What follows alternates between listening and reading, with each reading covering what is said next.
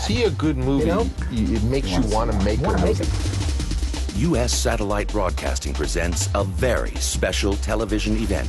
You said you have to want to make films, he said, so badly that you could kill. USSB brings you a conversation with Martin Scorsese and Francis Ford Coppola. You want to make films, you want to show films, and suddenly you see this thing and you say, hey, yeah, I forgot that could be fun. I tried to get Marty the job to do the second Godfather. Yeah, I know. Because I never want to have anything to do with gangsters again.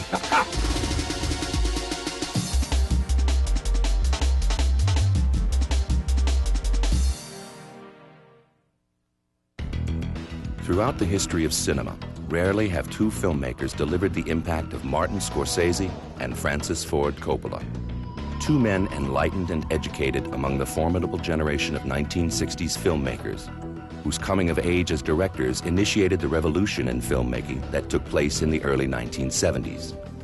Both directors emerged from the 70s era as two of the most innovative and respected filmmakers of our time.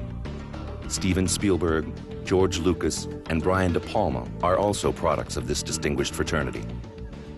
Both directors share origins in New York. Scorsese grew up in the heart of Little Italy and earned a master's degree at New York University. Coppola grew up in suburban New York and studied theater at Hofstra University before going to UCLA Film School to earn his master's degree. Martin Scorsese's first big directing break came in 1972 with Boxcar Bertha. It wasn't until his breakthrough 1973 film, Mean Streets, that Scorsese seized the attention of Hollywood. He followed with Taxi Driver in 1975, a controversial but riveting story that has since become a classic in American film. Scorsese closed out the 70s with what many regard as his best work, Raging Bull, the compelling story of boxer Jake LaMotta, for which Robert De Niro earned an Academy Award for Best Actor. The career of Francis Ford Coppola has given the movie industry some of its most treasured films. After winning the Academy Award for Best Screenplay with Patton in 1970, Coppola's masterpiece work, The Godfather, won the Oscar for Best Picture in 1972. He won another Oscar for The Godfather Part II in 1974, and that same year wrote and directed the critically acclaimed film, The Conversation. In 1979, Coppola embarked on his most ambitious and controversial work, the highly publicized Vietnam War film, Apocalypse Now. Both directors followed their meteoric rise with memorable, if not financially successful films throughout the 1980s, and entered the 90s with a return to the genres that launched their careers. Scorsese's Oscar-nominated Goodfellas was a critical and box office triumph, while Coppola's success with The Godfather Part III allowed him to regain the financial stability he lost a decade earlier. Scorsese has enjoyed success with Cape Fear, The Age of Innocence, and Casino. His current release is the critically acclaimed Kundun.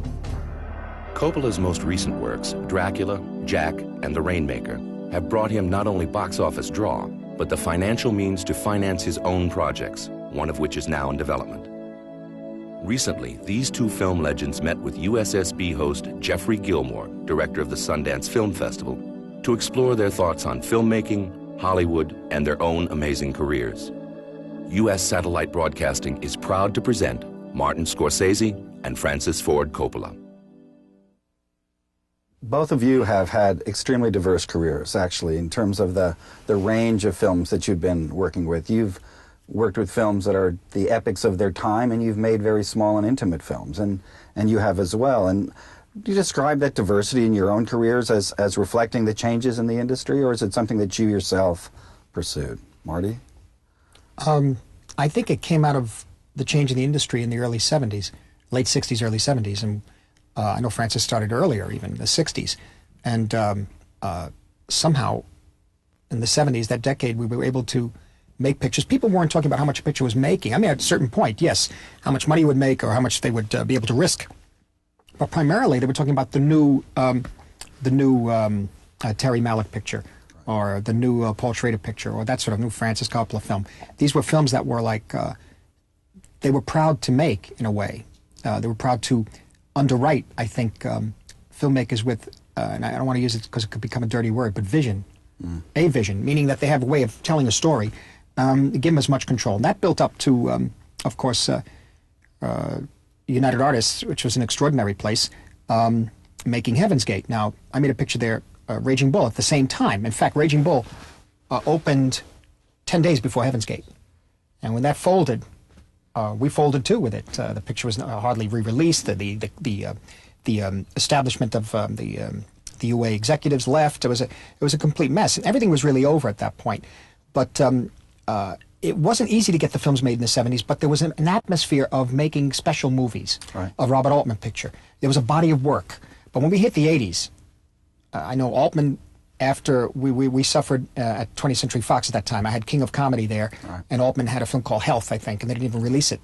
And after that, I think Bob Altman, for almost 10 years, made smaller pictures, fringe things, until he did The Player in 1990. So they effectively altered that career. And for me, the 80s were like a diaspora. I had to search around. I had to learn how to make films again. So I started making low-budget films, a film called After Hours in 1984, where I learned how to shoot a picture again in 40 days. But you see, the problem with that is that it's at the age of 30, shoot 20 days, yeah. At the age of 40, 40 days, you're pushing it even. Like sometimes, I don't know if I have the energy, you see. And so that's why I had to start all over again. And then finally just fight our way back to a situation where we can get a picture like Goodfellas made. But even that, it only got made when we finally cast Robert De Niro in the smaller part there, the cameo part of Jimmy. Mm-hmm. That's the only way it got made. Mm-hmm. And so, in a way, I've been living, each picture I've made, I've been able to make, has been luck, and in some cases assignments, like Cape Fear, or even Casino was an assignment. Mm-hmm. And a picture like Age of Innocence, pure luck, that Mark Canton believed in making the picture. I've been very lucky the past 25 years because a lot of studio executives, there's always been one studio where somebody wanted to make a picture that I was directing. And I always kind of come in under the wire in a way and sort of make the picture before they all realize what's happened and get out, in a way. And then it's a problem of selling them to a certain extent because they're usually a little bit off the beaten track kind of film. And Francis, you've had to operate the same way, haven't you? I mean, yeah, it's sort of really moving to hear a guy like Marty, who made Raging Bull, to talk about how basically he's trying to squeak by with luck. Exactly. I mean, it's amazing. It's heartbreaking to think that. From my experience, I saw at the end of the 60s, I mean, I actually worked for Jack Warner, and I actually knew Sam Goldwyn, and I think the climate at the end of that traditional studio period was coming to an end, and it was a little bit of a no man's land, Wild West. And yes. The movies that I got to make in the 70s, and I'm pretty much known for 5 years where I made The Godfather and Conversation and Godfather 2 and Apocalypse, and that was purely that we were just running too fast for anyone to stop us. Yeah. We never got permission to start on those movies. We just sort of started, and by the time they realized what we were doing, we already had those films in production, and in the case of Apocalypse, we really had to almost finance it. So it wasn't so much that it was a great time, but it was they hadn't yet gotten their middle management in place. They control movie making. It's very hard to run away from them now because they have such a big army of people watching you. For me, I always dreamed of being a writer-director, and my first pictures, when I first met Marty, I was this guy who wanted to write original screenplays and make movies, and The Godfather sort of the surprising success of that changed my career and enabled me to have a company and stuff, which then later I was trying to make movies to support. So the diversity of my films comes from the fact that I always would say, well, if it's an assignment, as The Godfather was, well, I'll learn a lot from doing this, and I used to use every film as a kind of experiment and saying, someday when I get back to doing my own personal films, hopefully from personal screenplay, I'll then have done all these experiments and I'll be able to utilize what I've learned. So I very much agree with Marty that we used the profession of making movies and as a kind of way to educate ourselves and learn, because the cinema movie making, I mean, they haven't uncovered 6% of what it can be and what can do. Exactly. And they discovered 4.5% in the silent era. Exactly. A number of people have argued that the industry is once again at the stage of a really fundamental change. The same way at the end of the silent era, the end of post-war period, and in some ways at the time that you both really emerged as filmmakers in the end of the 60s and the 70s. Do you agree with that? Well, I do. Yeah. I agree also. I think, it's been now 15 years or so since Heaven's Gate, which is the Right. film that I date, that basically they weren't going to put up with, these They're not going directors. to put up with us anymore. Yeah, it was a coup d'etat. I think. Complete coup d'etat. The 70s, the decade of director, or sort of director as author, quote unquote. What's the word? Acknowledged author. Yeah. In a way. And also they is gone. considered a kind of runaway that now the corporations were seeing, the entertainment business is a big, big worldwide business, and we can't tolerate a director or that type of mentality running away. Budgets are wildly out of control. These guys are making too much money, and they really clamped on their big. Yeah. They built up their middle managements, yeah. and they got a kind of culture police to be sure that no one could run away and start a production without, quote, a green light, which was not a phrase I had ever heard before. No. I'm still waiting for mine for this year. Well, that's the trouble. But then when you think about what happened, all these 15 years later, budgets went far more wild out of control than ever before. Right. Basically, whereas they sort of put the director in the place, but then the salaries of executives went kind of into, no director ever made $80 million a year, as some of these fellas do. No. And they basically didn't make a classic since that time, with the exception of a few films that, again, the directors either had the clout or did. So, I mean, I think now, to support what you're saying, is the business is not doing well. Those studio-developed pictures are uniformly failures. Once in a while, if a film does well, it's because a principal artist stuck his neck out and fought, either had the power or had the perseverance. And, I think they're very quickly revising what to do because the business is not profitable in the way that they require it to be. So where's it going? What's happening that represents that kind of change? Is it a change that's about globalization or about technology, or is it? Well, you're talking about corporations. You're talking about corporations that are so big and so it's phenomenal. It's almost the amount of money to be made is so huge that when there's more money to be made, less risk has to be taken. Well, they need to have results for their shareholders for every quarter. They can't. Movie business is not Coca-Cola. It does not exist on a standard product that you just widen. You still depend on artistry, and this flies in the face of the way modern corporations are run. Yeah. What I think is going to happen is that whenever you have a old system that basically is not profitable and shaky, at the same time you have a vital new group of young people who are very passionate about movies. Exactly. So you have something very vital and strong and something old and decaying. It's sort of like when neorealism collapsed the old Italian costume picture. I think it's going to happen. I used to say in 4 years. Now I say 18 months. Yeah. No, I think it's the real hope. The real hope, I think, is the fact that telling a story in film means so much to so many young people in this particular country, and other countries too as well, but so much to young people. They want to use this medium as a way of telling a story, and they will do anything to get it on film. I mean, if a film costs like Swoon, cost $10,000 in black and white 16 millimeter, they'll get it done. If there's a way to get it done, they will do it, and that's where the lifeblood is coming from, and that's where the vitality is coming from, I think, the independent movement, you see. The problem is, to a certain extent, the problem, and also one of the good things about it is that Hollywood recognizes the independent movement, and what happens is they pick up one or two kids and put them into a Hollywood situation, but very often they bring them along too fast, like a fighter.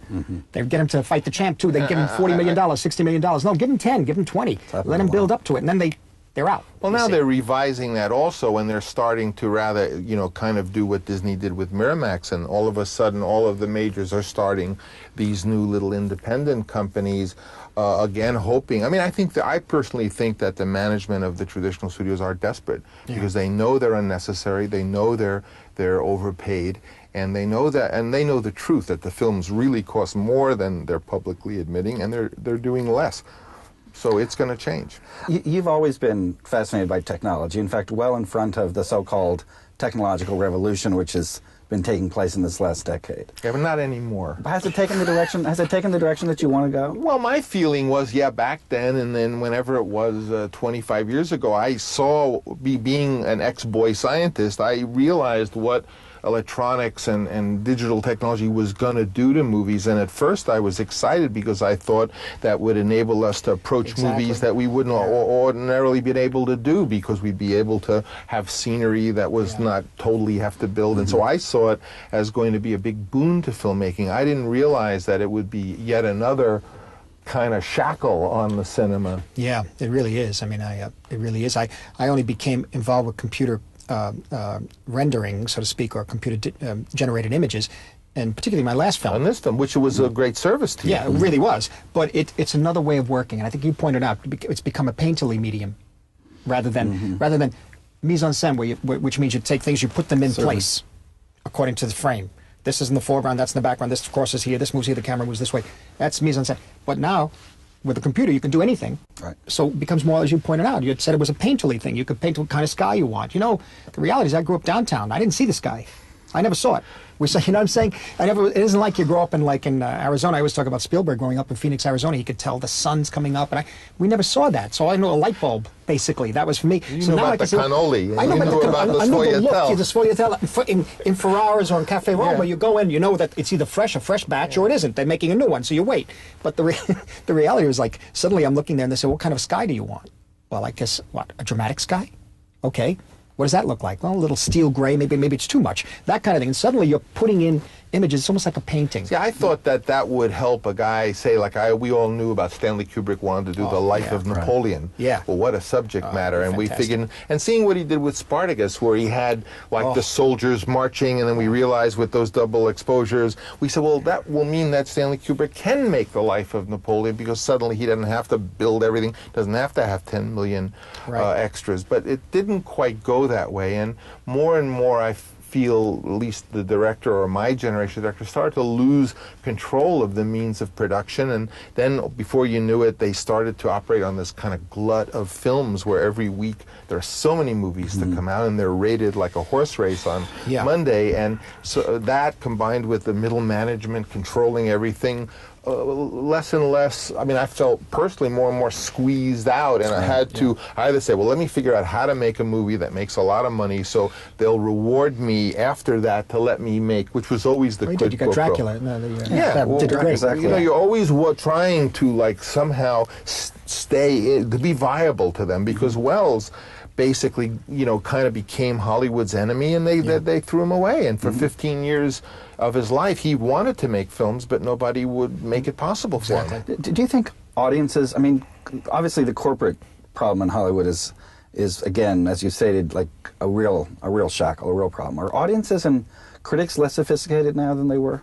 Are they less open to things than they were? I think so. Well, audiences have now been brainwashed by 40 years of television. Yeah. See, it's a different frame of reference. We had the frame of reference from Hollywood's golden age. We saw movies in big screens in theaters, and we talk about, let's talk about Casablanca, for example, which is a wonderful film and a great example of film coming out of the golden age of the Hollywood studios. But I think, unfortunately, a lot of the audiences now, the younger kids, the younger people even, their frame of reference is television. The 30-minute sitcom or the 30-minute dramatic with snappy show. Dialogue, which in itself is quite funny. I know, like The Odd Couple, for example. It's one thing as a play, it's another thing as a film, but as a sitcom, it developed the characters of Felix and Oscar, and it was kind of interesting and all that sort of thing. But there are other ways to go, and it's really difficult because at this point, it led a lot of studio executives to believe all you need is basically a good script. What they mean by good script is a good beginning, middle, and end, with a lot of the script is very easy to read. They all went to that weekend seminar where they learned that principle of dramaturgy. And you get good actors who are bankable, and a good cameraman who can basically place the people within the frame properly. A director you don't really need. You do what you want, and you make a good film. But those films, in my estimation, reflect television. And even if it reflects the best of television, it still doesn't wash for me, because this is cinema. This is something else. It's something else that has to be here in this room. Also, for me, when I'm in a restaurant and I hear a young couple talking about a movie that they've just seen, you could really hear how important it is for them to get something out of this film that helps them, illuminate their own life. Because, I mean, their relationship, I love you, I don't love you. And you can see how that audience looks to film to somehow, illuminate life. And as long as a film is going to be this product that is based, that you make a film because it's like a film that was made, that was successful, then how are writers and directors and actors going to deal with the subject matter that helps interpret modern life? I mean, the life is changing. The role of the woman has changed so much in terms of how she has gone out in the workforce and business, the politics, all these things. You wish that films could shed some light on this stuff, because that seems to be the role of art, certainly. Yeah, because it reflects you, reflects your society. And you even have an audience now which is insulated from foreign language work, which is, again, something that 25 years ago we saw a great deal of, and we don't see it all. This is the problem. Somebody, 20 years ago, I think I know who it is, or what company it was, convinced the American public that they don't want to read, they don't like to read subtitles. They convinced them, and they crazy enough to believe it. And it's in TV Guide, shown with subtitles, so be warned that you may have to read. Who cares? So you lose that fresh view of sex. New blood coming in. Stuff that used to come from Japanese movies or, French movies. Italian films and everything. I think also that what you said, the demise of United Artists, because United Artists was not just a movie company. It was United Artists. And it was also the wonderful luck of it having Mr. Krim and that team. Pleskow, and they were great. They were a real team, and they had a philosophy. They didn't look at your rushes. They saw your script. They got you to kneel and say you wouldn't go over a budget, and then you were free to make the movie. And when that film was destroyed, that film company was destroyed. That's a big loss. You got to know that United Artists also started. Okay, it started in the late 30s, early, and through the 40s, it released a lot of British films. But in the 50s. It was like a whole other voice coming out of Hollywood. They did films, granted, many of them black and white and that sort of thing, but they were smaller budgeted pictures. But they dealt with they tackled subject matter that was very strong. One of the greatest films ever made to come out of Hollywood was made by UA at the time, A Sweet Smell of Success. Pictures that were very tough. You always knew when a UA film came out. It usually said Hecht, Hill, and Lancaster. Burt Lancaster producing it with Ben Hecht and James Hill, I think, and it's some fantastic films. The Big Knife. We really miss. I mean, my generation. I think it's certainly true for Marty. Is that if I had to work for a company, I wanted to work for United Artists. Yeah. And I still do. Yeah. If there could be such, it wasn't Miramax. Miramax is not United Artists. Are any of the specialized divisions similar to that, or is it even possible? Miramax has a wonderful marketing ability. They really brilliant. Fight for their movies, and so that's wonderful. But no, United Artists is very lacking today. That it performed a certain function that no other company is doing. And Orion really wasn't a successor to it in the same vision. But if you look at what Orion did in those few years, I mean, they had a wonderful track record. Not bad, you know, they didn't manage it financially enough to sustain it. Definitely a good track record, that's for sure. But I think there's much to learn from the old United Artists that, oddly enough, is even more pertinent now in the 90s, and for this passionate new generation, because that's the real hope, is the fact that these kids, whom they previously called Generation X, if they want to be a chef, they want to be like a chef because they love to be a chef, and they'll go work 16 hours a day in some restaurant for nothing, and they feel the same way about movies, and that is, to me, where the life is going to come from. But is that vitality that's coming out of the independent sector? Is that something that's actually going to keep the new generation of what's coming out of Hollywood, or some people feel as though Hollywood's just going to beat back or compromise? Or absorb compromise that vitality. them. Well, they try to co-opt them. In the same way that hey, you why have not? to The guy is exist in some talented. ways. The man or the woman is talented. You bring him in. Let's see if he can make a film for us. And sometimes that works. You never know.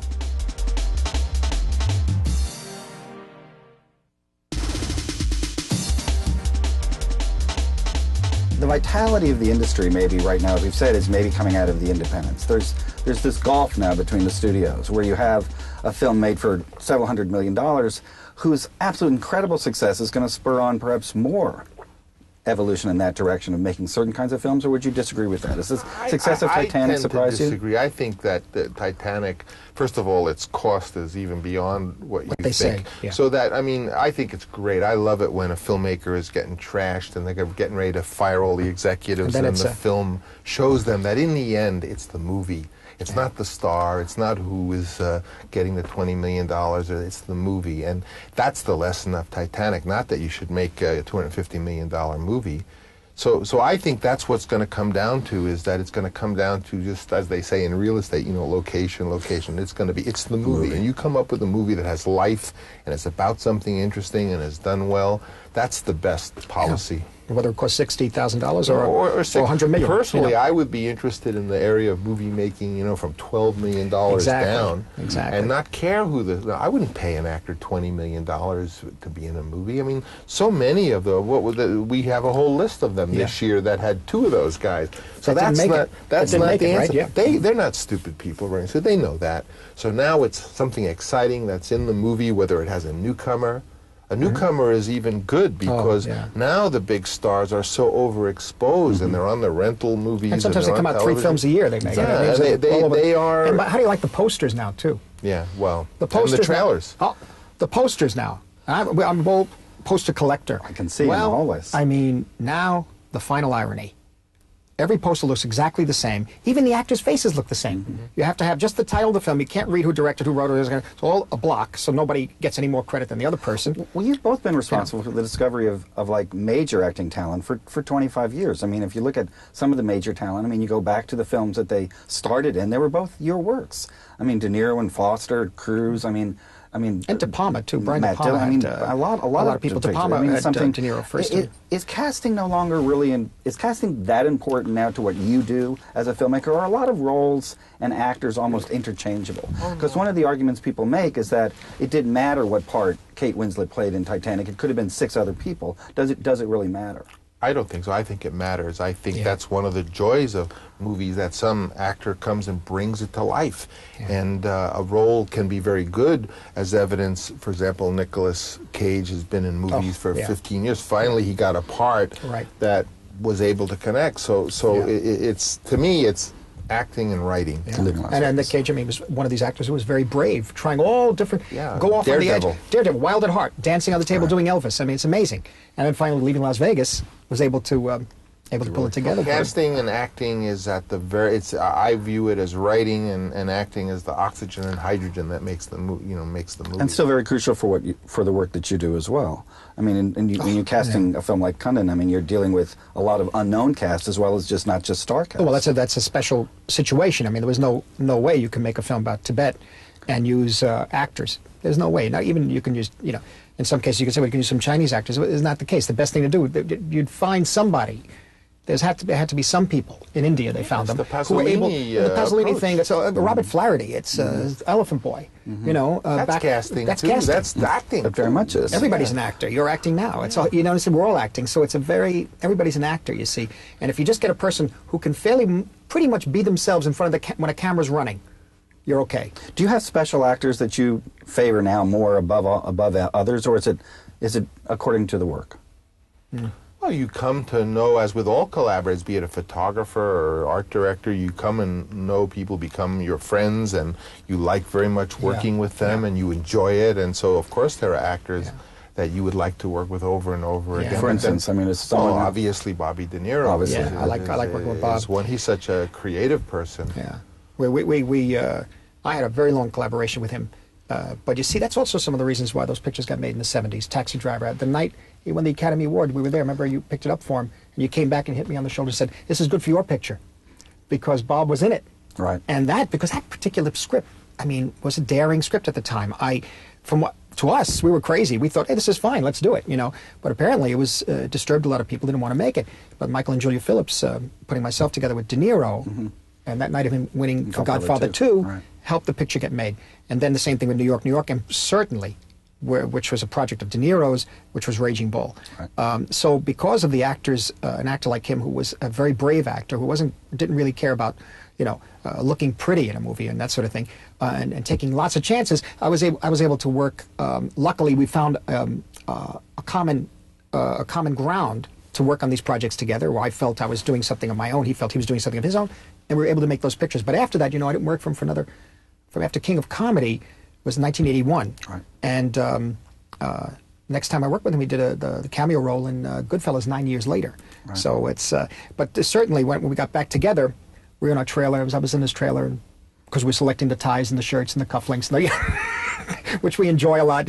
Oh, the socks don't match. No, which one you like? This one or that one? I like this one. But what about that one? Okay, I like that one. No, but what about the first one? You said you liked the first one. So we look and we're fooling around, and he looked at me at one point. He said, "Gee, why do we talk about so much when we're doing King of Comedy?"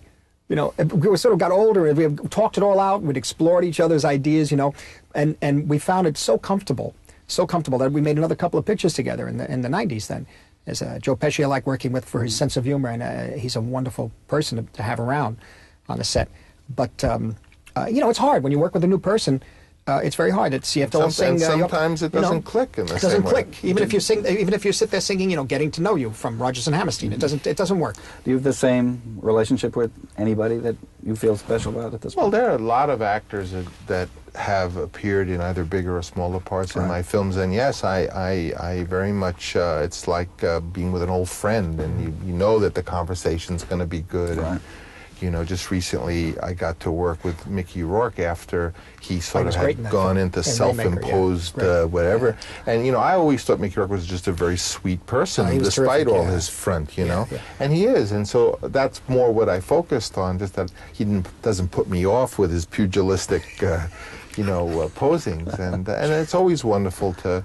You know, I've, like Marty, been with certain actors 3, 4, 5 times in movies, and no actor has ever said to me, what I really want to hear from him is, Francis, no matter what, any movie you want to make, I'm there, it's free, don't worry about it. No, I know. I'm waiting for I know. And they always say, oh, Marty, you can get any actor to be in your films. No, I can't. The same thing. Oh, what are you kidding? They're too busy working for Woody and Bob Altman. Yeah, and exactly. And usually they come to me that the money isn't enough, and not that it's a bad thing, to a certain extent. It depends. If the money is a certain amount of money and the guy has to be there 10 weeks, that's a problem. If for the same amount of money, it could be there 3 weeks, that's different. If you can get all the scenes together. But then it's a whole problem shooting out to continuity. And we don't have the location, and we have this. Packaging, it's a nightmare. With deals being made in studios where, I mean, with agencies where you're packaging films and you're packaging that talent into films, and with filmmakers, you change the nature of what their availabilities are, what they're working on. I still rely on, even more than friendship and all relationships, is that if you come up with the great part, even a little part where they can score. Absolutely. When you ask an actor to be in your movie and say it's just like a 2-week thing, if they can score in that role, they have a sixth sense about that, and they'll Marty do it. Lando in Ed Wood, and playing Bela Lugosi was phenomenal.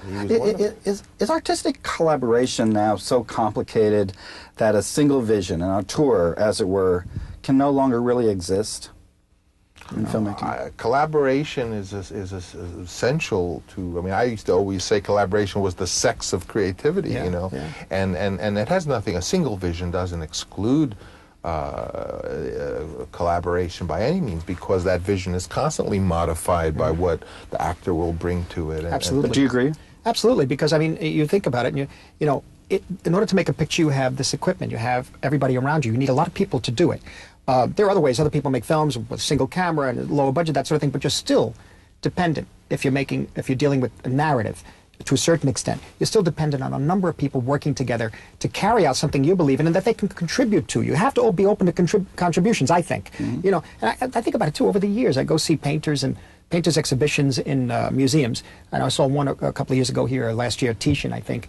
And the person was taking us around and said, well, the columns were done by so-and-so, and the birds were painted by someone else, and explained that they all worked together under his direction, you see. I think it was Titian or Tintoretto, and it was a Venetian, I know. And it was a matter of a whole bunch of people having a school of artists under him, students, working and doing certain things, and having the whole vision. So it's very similar.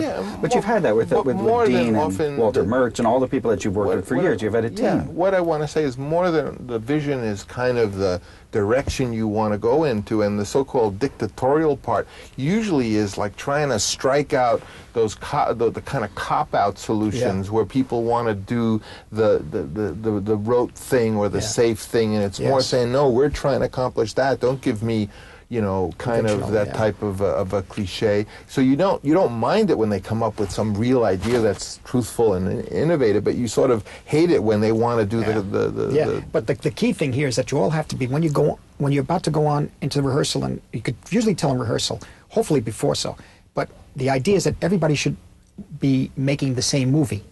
Because if you find that you're with an actor and you're into first week of shooting, and you're stuck in the trailer, to just convincing the person to come out there to do a scene a certain way, you're in trouble then. And usually it's fear that they... Yeah. My career, as I look back at all the things I was really in trouble for, like from back as a writer to directing or casting, what stuff was controversial. In the case of Patton, I also ultimately got fired for that opening of the beginning.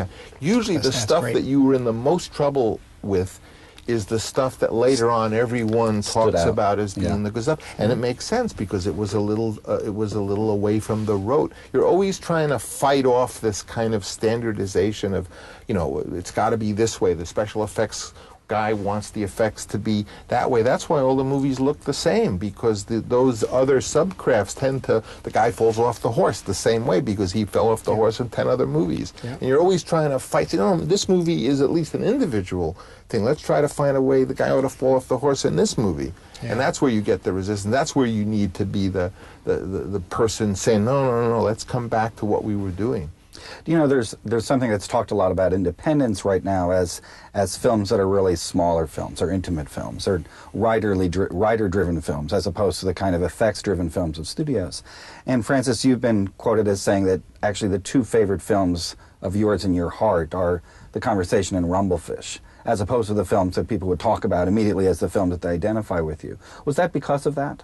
Well, certainly being a person who wanted to write original screenplays, The Conversation is one of the few that I got to do. So I'd love to go on now, especially in hoping at this age of my life that I could maybe only do now things that I write.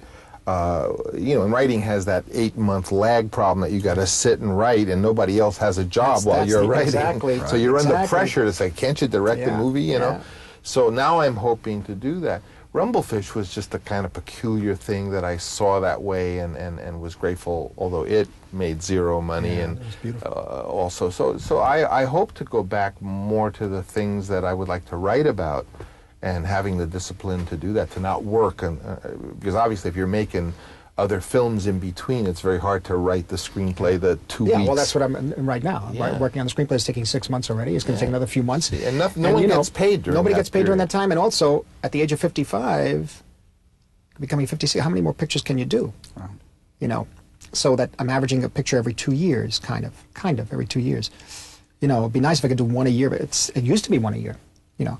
But I'm the type of project I'm interested in now. So write them, then you have to sell them, and you have to fall out at one studio and go to another. Yeah, exactly. I mean, Age of Innocence went through 3 studios before it got made. You know, you've also both produced.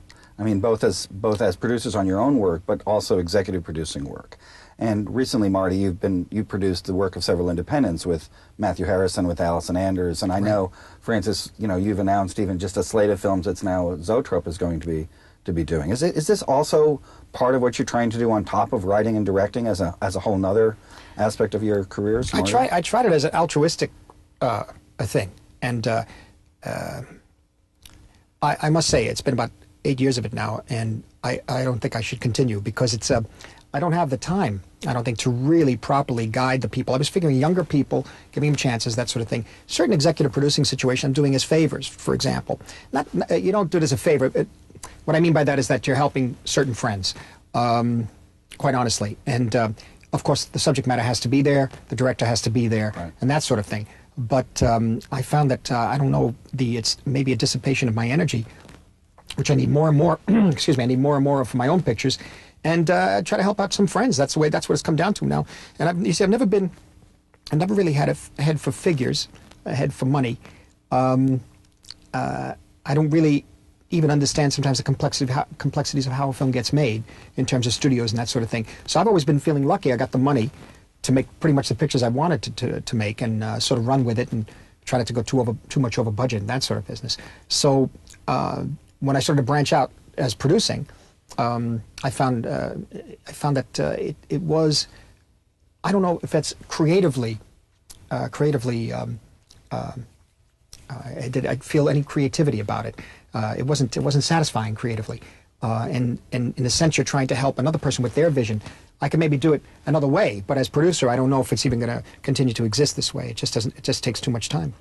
And Francis, you have a new slate of work. Well, you know, I did it more out of enthusiasm and in the fact that back then, in the early or the middle 60s, I really thought that we had the potential to have a company that could change the system. And, I started very early because George Lucas got to make his first films and Carol Ballard, and I really did have in mind that we could one day be a real film company, and we'd have a policy of, for every dollar we earned, 25% would be dedicated to movies that don't necessarily have a chance to make money, but that would widen the field, and that holy grail of a company that was balanced in that way, which to this day exists. And as I think back on my life to the point I am, the only thing I don't regret any of the projects I did or pickles I got myself into, but I regret a little bit that the film industry that we're leaving to the next generation is not quite as good and as it was what we received. What lies ahead for you, each of you, at this point in your careers? Is it a big project? Are there big endeavors? Is Zoetrope something you're starting up again? Are you working in different directions? I confess that I have once again been rekindled with the what I think are exciting ideas about a way to go. And I know for myself, I want to exclusively do my own writing. I feel I've done the last of my studio pictures that, as you know, I'm involved in a very big wine and other kinds of businesses that it's like the old days when I was a drama major. I had to become an English major because the faculty was going to flunk me if I didn't. And I feel, in other words, I don't want to have my income and my family to be dependent on the movie business, because then they hold you hostage. So I think I have achieved that, and I'm looking forward to really a lot of personal writing for films. I have a big project that I'd love to do. Finally, I've been thinking about for a long time, and I'd love to do that. And I don't feel I've made the film that I really have in my heart. And what is that? Can you are you at liberty to say? It's an original screenplay. It's sort of as though it's as original in terms of like the way the conversation was just a story, except it's kind of as big as Apocalypse Now in terms of its scale. And I've been trying to earn in all the things we do, either to impress the studios or more important, the distributors and the completion bonds, that I can make movies extremely efficiently. My films don't go over budget and stuff. All of that is, as I was saying before, all trying to get the ingredients so you could one day make that kind of a dream project, what we always used to call the dream project, the personal film that you do. And I also feel that there's a fabulous time in this period of confusion in the professional film industry relative to the studios and stuff, that it is possible for a company like a United Artists to emerge again. Every once in a a while I call up Marty and I say United Artists, and he says, "All right, I'm fans, there. Dean Martin, is it other projects? Dean Martin was more of an assignment, but the assignment, I must admit, was alluring. It's a period that I grew up during, 40s, 50s, and 60s. I'm fascinated by American celebrity, the Italian-American issues, aspects of it. I mean, pretty much I felt, as I've said before, I think I've gotten to make pretty much the pictures I've always wanted to make. I don't think I've ever... The biggest problem for me was that Last Temptation of Christ, and that finally got made. I have about 3 or 4 projects lined up over the next few years that I've either collaborated on the script or whatever. I'm sometimes something falls in my lap. I don't know. I'm always tempted, but I don't really see that. Oh, I'm going to work to a point and make this one particular film that I've always wanted to make. I have a few in mind, and I kind of, as I said, I've had 3 or 4 pictures that I like to make. They still need to be tinkered with in a way, and ultimately I keep looking towards, if you can keep going, and if you live and everything, you keep going to the late age. I keep thinking of John Huston working on Wise Blood, Kurosawa, and Luis Buñuel, people like that doing films into their 70s and 80s, but again, very cheaply. The other passionate side of the issue is, for me, I'm getting more and more involved, more than producing. I'm getting more involved with the preservation and restoration of old films and that sort of thing. And a lot of my energy is going there, you see.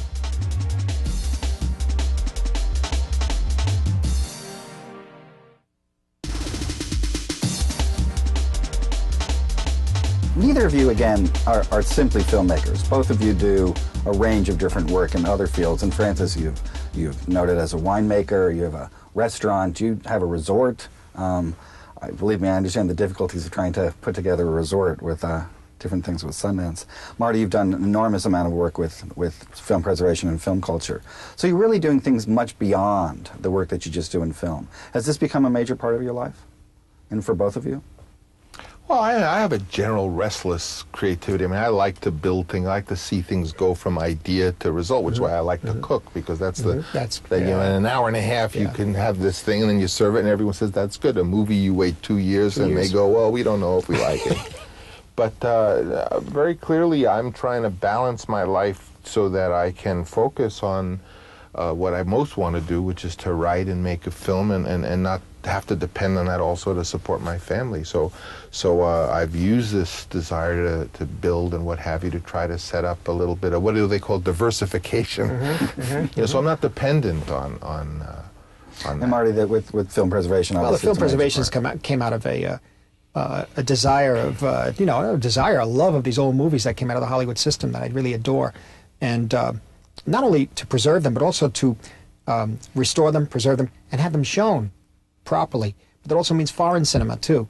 And I did a film documentary on a kind of a journey through American cinema, which meant that it was my personal view of American cinema, because for me, the first film that was ever made was Duel in the Sun. That's the first one I saw by title. So then I went backwards from there, and then went this way, and then I didn't, in the documentary, which turned out to be 3 hours and 46 minutes or so, I didn't really talk about the films that were the average, the type of picture that wins the Academy Award and that sort of thing. It was more like B films, or films made off on a tangent in a way, and different types of directors and writers and actors and that sort of thing. And I'm beginning another one now in Italian cinema, which we hope Cecchi Gori will finance. What does it start with? It actually starts with Paisan, because that was the first one I saw on television in New York, 1948. I was 6 years old. Paisan, and then Open City, then Shoeshine, and going up from there all the way up to Antonioni, and up to the 1970, I'd say. And so the idea of these things is to get the word out, because when we were younger, the word was gotten out by people like, I don't know, Richard Schickel doing The Man Who Made the Movie, The Men Who Made the Movies. Prior to him, the French and the Italian, the French and the British critics. See what was happening in the late 50s. I was becoming aware of film that I might be interested in making movies, but how can you make them from the neighborhood I came from? It's like, I might as well say you're going to be an astronaut. Who knew? So we start to look at all these films. I had an obsession with all kinds of films, including foreign films, because I like to read the subtitles in these French pictures and Italian films and that sort of thing. But by the late 50s, the word got around that the only serious filmmaking is foreign. Only Ingmar Bergman, only, Fellini, only this. So for about 2 or 3 years, we rejected all the American films. But I had grown up on American films. And then by 1962 or 63, Andrew Sarris brought in some of the auteur theory, quote unquote, which has been much maligned, but had some very interesting things about it, into America.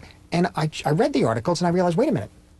I don't have to be ashamed of liking American films or saying that only foreigners make more serious work. And so therefore, American cinema opened up again, validated for me my original reactions to it, but also opened up like a treasure trove of these things, because now silent films are being restored. I'm telling you, you look at a silent film restored, it's a whole other world. You can see them properly. It's a whole other world. And so in a funny way, what I'm trying to do is do a similar thing that those critics or those writers did at that time, for us to at least, you never know, a film gets shown, a documentary, and some kid in the Midwest sees The Golden Coach by Renoir. Right. It might become a writer, an actor, director, I don't know, musician, composer. It's throwing it back out there and letting it stir up, because there's a real problem now, as I said before, that the American public has been told that they don't like to read subtitles, you see. So there's more an aversion to that sort of thing. But if you show, I've co-distributed some foreign classics in new restored versions, like Rocco and His Brothers, Golden Coach, and a bunch of others, Purple Noon and Contempt.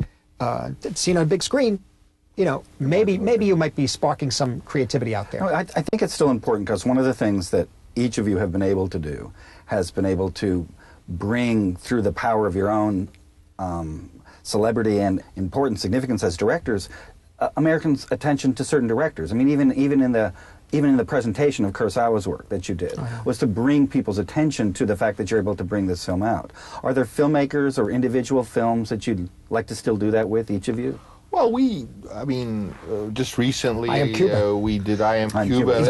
I mean, you can't discount just the degree of enthusiasm that I know you can't talk to Marty without feeling it, but even my other friends, I mean, they truly do love movies or the cinema, whatever you want to call it, and there's just a natural enthusiasm that you tend to want. I called them and said, you got to see this, and then you know, it's a natural thing that people who love film will want to share it and stimulate it. I don't think it's by any kind of design. See, you want to make films, you want to show films that when you look at them, makes you want to continue making films.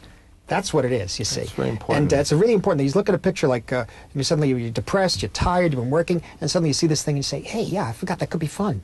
Or, yeah, I want to do that. When you see a good movie, you know? It makes you want to make a movie. And when you see a bad movie or one of these cynical things that just spins it out, you come out. I mean, ask my wife. You kick everything. I don't want to do this. You know, what a business. Nothing is more stimulating than to see, which is why in the 50s and 60s we wanted to. The last question.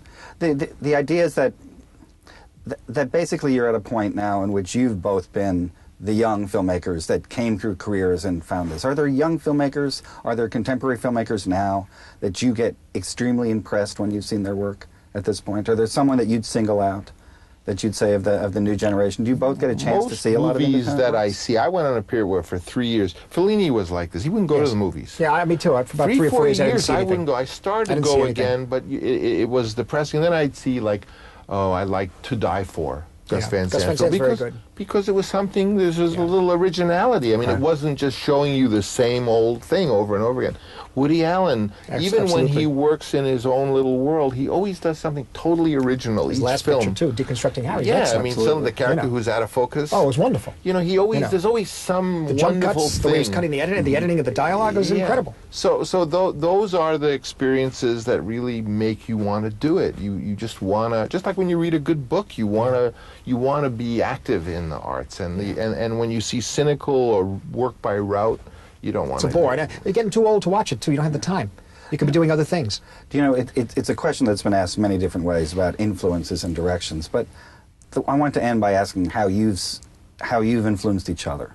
Have you, as growing up in the same period, influenced each other in different ways? Are there works? I was a couple of years old. It's a big He's like the older brother. It's a different thing. You know, 3-4 years. I'm 58, so it's a big difference because he was in the '60s. I never forget seeing you in that loft on Crosby Street, I think it was, or Jones Alley, or Jones Street, where you gave a talk because You're a Big Boy Now is opening. Oh, I don't even remember. Remember, that, and you said you have to want to make films. He said so badly that you could kill. That's it, you see. And you talked about the writing experience on Patton and Is Paris Burning, and things like that. But it was amazing to have somebody come down. It was like 40 or 50 people, kids, younger kids, older people. There was so much activity going on at that time in New York and also Los Angeles about experimental filmmakers and independent filmmakers. It was all bursting out. And he came down and gave this talk. And it was the first time. And then we met in Sorrento, Italy in 1970, a few years later. And I sort of already had a little bit of success as a screenwriter, so I had a couple of bucks, and I was in a position to be helpful, which I tried to do whenever I could. When I had loved he took his care first, of a lot of my stuff. Yeah, his first film I thought was before Mean Streets. Oh, Who's That Knocking? I was so impressed with it. Jeez. I just loved Who's That Knocking at my door. So I felt, because I actually was working as a screenwriter and getting a salary, that I was able to be of help, to everyone in that group. Yeah. And a little bit I was a symbol because I was like the first young guy of our generation who actually was getting jobs, Yeah. So you made three films before Godfather. I mean, really more than three, but it was like Rain People. So and it was a sort of hope. It was sort of a hope that we could all do it, because before that we all thought, gee, well, we are really going to get to make a feature. I thought I was going to work for the USIA. Yes, the USIA, that was the big thing. That was they the only didn't job. like my work, what I did for them. They burned one of mine. They didn't care for it. And I was able to introduce people like Marty to, people who then could be George helpful Lucas and everybody, and also or Ellen Burstyn, I know. He got me to do Alice Doesn't Live Here Anymore, which was an important picture. Because Mean Streets was such a kind of an obviously off the beaten track type film that John Callihan mentioned that I should be doing this kind of film after you had given the script to Ellen Burstyn, actually. And I realized, let me try to do a film, really a studio picture, try to give it I something tried special. to get Marty the job to do the second Godfather. Yeah, I know. Because I never want to have anything to do with gangsters again. I thought he would do great. It would have been great. And he did. Well, it's been wonderful to have you both here. I really thank you both very much for appearing with us, and thank you for appearing on USSB. Thank you. Appreciate it. Thank you so much.